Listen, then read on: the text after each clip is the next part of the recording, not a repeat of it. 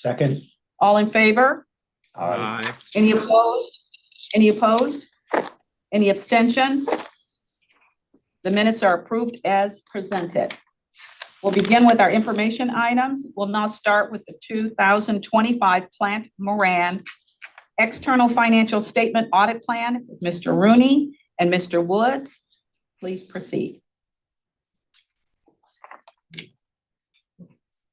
Okay, so good afternoon, everyone. We're starting the process of our 2025 financial statement audit. So the auditors are kicking off their interim work this week. They will be here from January through March to finish their testing, and then we'll report to the board at the end of March their financial audit findings. But we have the Plant Moran folks here. I think that the names we missed the first name a little bit here, so.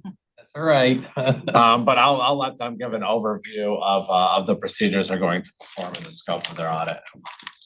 My name is Jordan Pace. I'm not a partner with Plant Moran. We appreciate the opportunity to be of service to Metro Health here. And last year was our first year. I thought it went really great. We enjoy working with your team. So part of the process is we're required to have engagement with this group who oversees the audit to kind of walk you through our plan and where we believe the risks are. So that's what we're here to do today. In front of you is the engagement team. Oliver Dracovic will be the engagement partner, and then Megan Warren and Jessica Hamilton are to my right. So that's your core team, which is the same as last year. We can flip slides. Again, part of this is us having an effective communication with this group. We'll go over the engagement timeline with you. We'll go over the engagement scope with you, kind of what our audit approach is going to be. We're required to be independent of this organization, and we can say that we are. And then this is part of the required communications. We'll also come and meet with this group at the end of the audit to take you through what the results of the audit were. Next slide. So this will go over what our responsibilities are with you under generally accepted auditing standards and governmental audit standards. You're required to comply with governmental audit standards because some of the funding you receive from the federal award programs that you apply to, and you're over the threshold that requires you to do that. We don't audit every transaction. Obviously, there's this concept of materiality. There are billions of transactions here. We'll go over the significant accounting policies and principles with you. Any significant issues that we discuss with your team, we'll cover as part of the audit results. If there's any change or adoption of accounting policies or principles, we'll cover those with you after the audit. This will tell you where we believe the areas of management judgment and the significant estimations are, because that's where we think if there's a chance for error, we believe it's where you have significant estimates and judgments involved. Any significant or unusual transactions, if we have audit adjustments, if we have past audit adjustments or disclosures, if we have any other findings, those will all come to you during the course of the audit. And at the end, when the audit's over, we make our presentation to this group.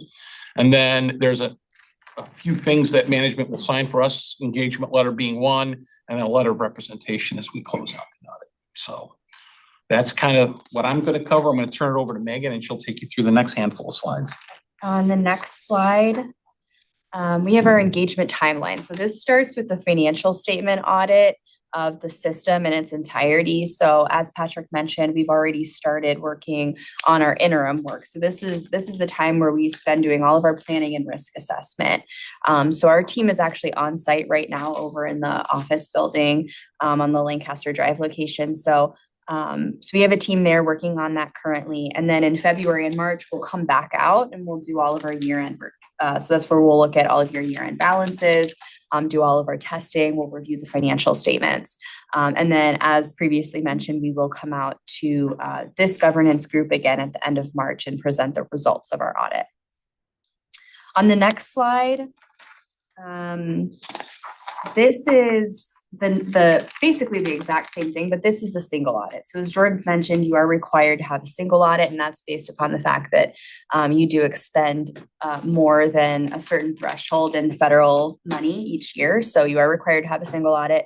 and that will run concurrently with the financial statement audit. So same exact timing, we'll issue it concurrently. And then right at the beginning of April is when all of that information will be uploaded to the Federal Audit Clearinghouse, which is required as part of the single audit. Then on the next slide, this gets into the scope of our engagement. So again, going back to the financial statement audit, there's a few things that we noted here. First of all, our scope is to express an opinion on the financial statements that they're free of material misstatement. So that is ultimately the thing that we are doing as part of our engagement is providing that opinion for the financial statements. Again, we'll present to this group both now and at the end of the engagement. And then lastly, we did point out here that there are a number of things that we are required to communicate under government auditing standards. So if there are any deficiencies in internal control that we identify, those will be communicated to the governance group, as well as any non-compliance with laws, regulations, grant agreements, any instances of abuse. If those are identified, those would be communicated. And lastly, our peer review report. So all accounting firms are required to go through peer review every 3 years. So the end of this presentation, we have our most recent peer review report, which Jessica's gonna show you that. We're currently going through peer review, so we should actually have a new letter sometime in December, and that will also be shared with this group as well.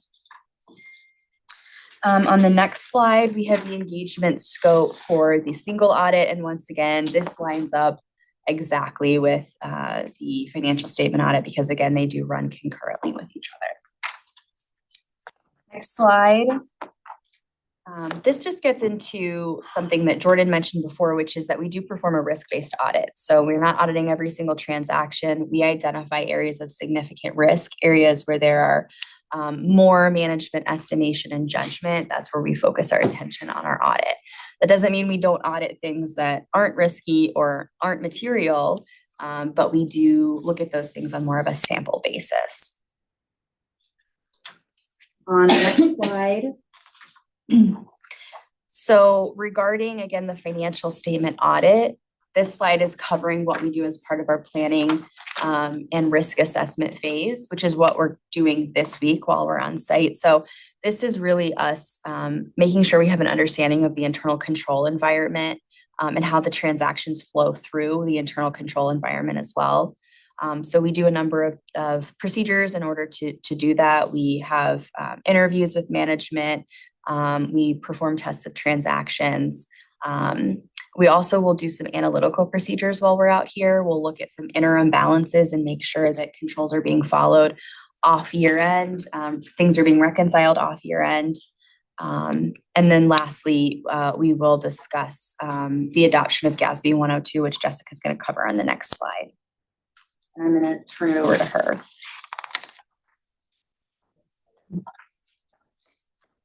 Right. So as both Megan and Jordan mentioned, we do audit on that risk-based approach. And one of the things that we are required to communicate to you guys as the board is the areas that we identified as significant risk. These are areas where there's a higher risk of material misstatement, usually due to the subjectivity and estimate that are required by management, the dollar value, or really the risk there of fraud. So the first one here, management override of controls. This is one that's an inherent risk in all of our audits, really due to management's access to those financial records. It's really just the potential that management can override those existing controls. The next three here, so improper revenue recognition and net realizable value, pension and OPEB related obligations, medical malpractice obligations. These three are significant estimates that are on your financial statements. And that's really why we identify them as significant risk. Now, these are the four that we identified as significant risk. That doesn't mean there's not other areas that we're going to look at. So I won't go through them all here below, but here are other areas of significant estimation made by management, or just areas where there's a little bit more risk. One thing I do want to point out is that new accounting pronouncement. So GASB 102, essentially what this is a disclosure requirement. So it's looking at like the requirement of related vulnerabilities where there's certain risk of concentration. And there will be an analysis performed, and if this is applicable, it really just results in additional disclosures on the financial statement. So nothing that's gonna change the actual numbers on the face of the statements, but really just a disclosure matter there. So moving on to that next slide, I just want to talk a bit about our approach at year end. So Megan mentioned a little bit about what we were doing at interim. And this is a result of our assessment of the risk. We're going to be doing various tests of transactions. So we'll pick samples, do some detailed testing, we'll perform analytics. We will also evaluate management's estimates and their assumptions used in those estimates, just to make sure that they're reasonable and in line with applicable accounting standards. All right, next slide here. So this is kind of a similar item that I just talked about on the financial statement audit side, but for the single audit. So for the significant risk identified here, we have the same one as the financial statement audit with the management override of controls. And then one of the largest risks with these single audits is the classification and allowability of grant expenditures. And really what that means is what's included on your CFA and your single audit, is that in line with those federal awards that you got and the rules and regulations just around recording those. As a response to those risks, we will again select some samples of those expenditures and test for allowability and classification of those expenditures. And we will also look at management's controls and how they manage these programs and how they comply with the various grant agreements in place. All right, so there's just a handful of, and some of these we did briefly touch on before, but if you go to the next slide here, this is required communication that we have with governance. So once again, independence is paramount to our audit. We do various reviews and measures to ensure that we are independent of not only Metro Health, but Metro Health's component units. In addition, here are some other communications that are required. I think this can be really summed up by, we want to make sure that there's effective two-way communication between us as the auditors and then you as the board throughout the entire audit process. All right, next slide here. So as mentioned, this is kind of a slide summarizing what we will be communicating to you subsequent to the audit. The planning discussion with governance, this is what we're having here today. Once again, the auditor's views about significant accounting policies, we'll talk about those, any difficulties that we encountered during the audit, any uncorrected misstatements, so items that we found that management did not adjust for, or any disagreements we had with management, any material audit adjustments, representations that are requested from management, or any consultations by management with other accountants, and any significant issues arising from the audit that discussed management. The next slide here, this is really separating and outlining the different responsibilities. So first off, like the responsibilities that we have as the auditors. So once again, we've been engaged to express the opinion on the financial statements, and that's what we'll be doing. We will be completing our audit in accordance with those generally accepted accounting principles, as well as those government auditing standards. Because we're doing that risk-based approach, we're not auditing everything. We do provide reasonable, not absolute assurance that the financial statements are free of material misstatement. And then as part of our review of the statements, both at interim and year end, we will be gaining an understanding of controls. So on the flip side, the responsibilities of management, they're responsible for the preparation of the financial statements and the related disclosures. They're responsible for adopting sound accounting policies. And we are going to be reviewing their controls, but ultimately management is responsible for developing those sound controls and ensuring that they're in place to ensure proper recording of the financial statement records. And then last one here, the preparation and submission of all regulatory documents that are submitted to the state and federal regulators. That's the responsibility of management. So the last slide here, as Megan mentioned, this is our peer review letter. This was back from 2022. We have a rating of pass. As Megan mentioned, we're currently in the process of peer review, and we can provide you that letter once it's finalized. What questions does anyone have? Can you give a little tiny bit more clarity on the peer review, what it would mean to us and what it means to you? Yeah, a peer review, just like anything else, we get audited too. So that's another firm coming in and auditing us to make sure we're complying with all the things we're supposed to comply with, right? Ultimately, the pass is the highest you can get, the highest level of assurance you can get. And we're required to go through this every 3 years. Any firm really issuing audit reports has to go through this. So I think, and they pick on all partners, by the way. So we all get selected and they'll select certain jobs and all kinds of, they'll do audits and benefit plans and agreed upon procedures. They'll pick everything to make sure we're doing what we're supposed to be doing, that we have the appropriate training, that everything's documented, that we're credentialed, et cetera. So we are in the 3rd year. We expect to have this issued sometime in December of 25 for just the current cycle we just went through, and then we'll provide that. But it should give you some comfort ultimately that we're doing what we're supposed to be doing. We're doing it properly. Thank you. So who does your peer review? It's that firm down there, Postal Weight, and I can't. Netterville? Netterville. And they do peer review, I assume, for other. Yeah, and I will That's say, they're not your competition. right, there aren't many firms doing peer reviews anyway. It's difficult to find them. So, but yeah, you have to find a firm who's willing to do it and it can tackle firms even ours. So we're a large firm, but obviously you have the national firms too, right?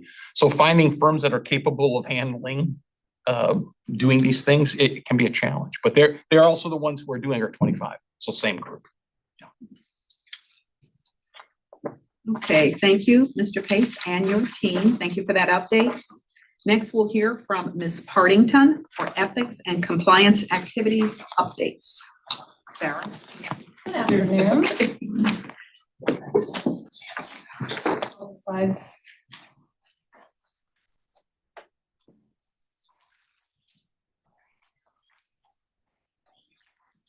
This is your secret. Yeah, it's right here too.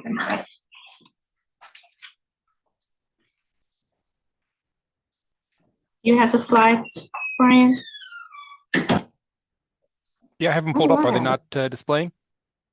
They're not displaying. They're displaying on my computer, but not on the screen in here.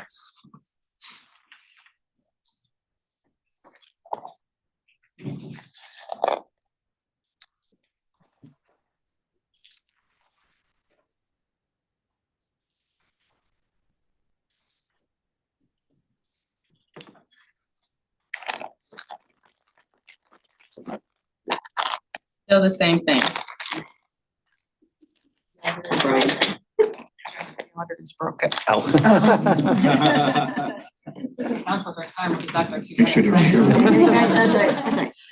We were so ahead of schedule from the last meeting. I think you were gonna be good. It's saying that it's not connected.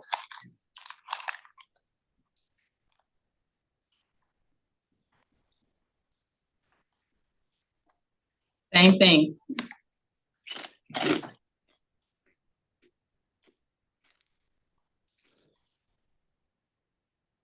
Can one of you come in here? Because I have it on my screen, but it's not coming up on the monitors in the room. Now. Thank you. Have the right screen.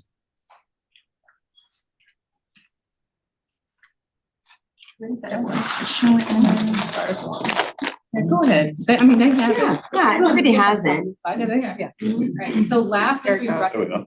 Oh, perfect. So last week we celebrated Compliance Week. We kicked it off with an e-card to all of our employees, thanking them for their commitment to our ethical culture. We also hosted a pop-up event in Glick, provided resources on how ethics and compliance team supports the staff and provided little gifts for them, ethics and compliance swag and candy. We wrapped up Compliance Week with the holiday edition of Conversations with Compliance, talking about gifts to and from patients, to and from each other, gifts from vendors. It's holiday time, so we want our employees prepared. So right after you gave out gifts? They were paid for by the federal system, so I always get the questions like, am I allowed to take the sticky notes? Sticky notes, I promise. It's a test. Everyone passed. The compliance team is also, as we wrap up 2025, we're excited to get started on 2026, and we are working on some new and engaging activities. We have a theme, get your ethical fix in 2026. So we're looking forward to reporting out on all those engaging activities. Next slide.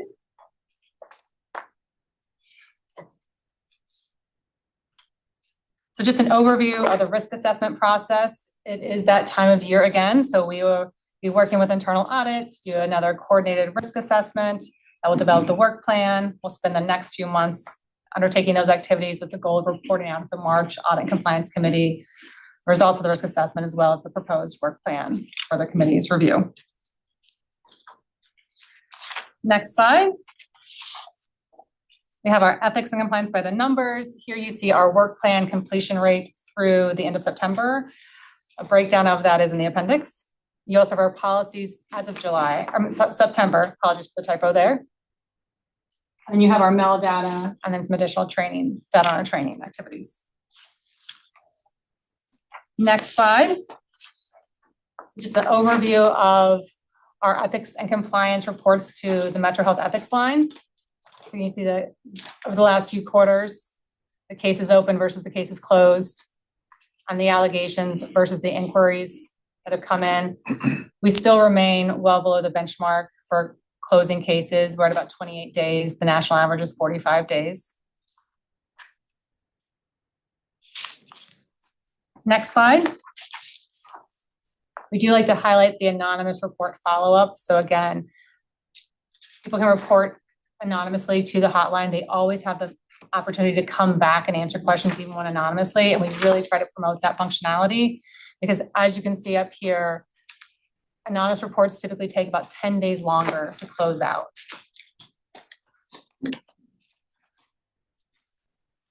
And that ends the report. The appendix also does include activities on the ethics and compliance goals for last year too. First of all, great job. Just a question on one of the key takeaways. I'm glad that we're, excuse me, we're doing well, much better than a national benchmark of 45 days. Just question, is it that other places are doing so poorly or is it the right benchmark? I just want to make sure we're not getting a false sense of security. No, absolutely. That's a fair question. And I think part of it is it just depends on the type of cases. So we're going to dive a little bit deeper in the next session with it because I have a note on that too. Thank you. Great question. Any other questions? Okay, thank you, Sarah, for that update. We are now going to move into executive session to discuss hospital trade secrets as defined by ORC 1333.61. Do I have a motion to recess into executive session to discuss these matters? So moved. Second, Second. thank you. Roll call. Artis? Yes.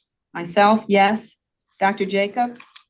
And Mr. Moss? Yes. We now will ask the public to step out. We are now moving into executive session.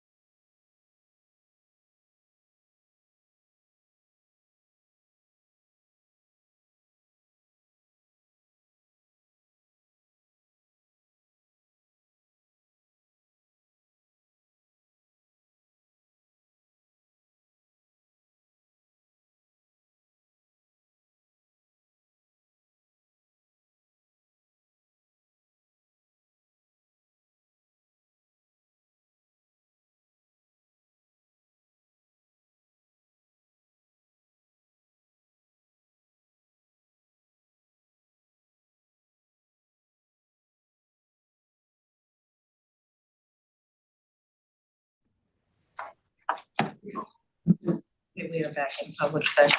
Okay, thank you. We have returned to public session.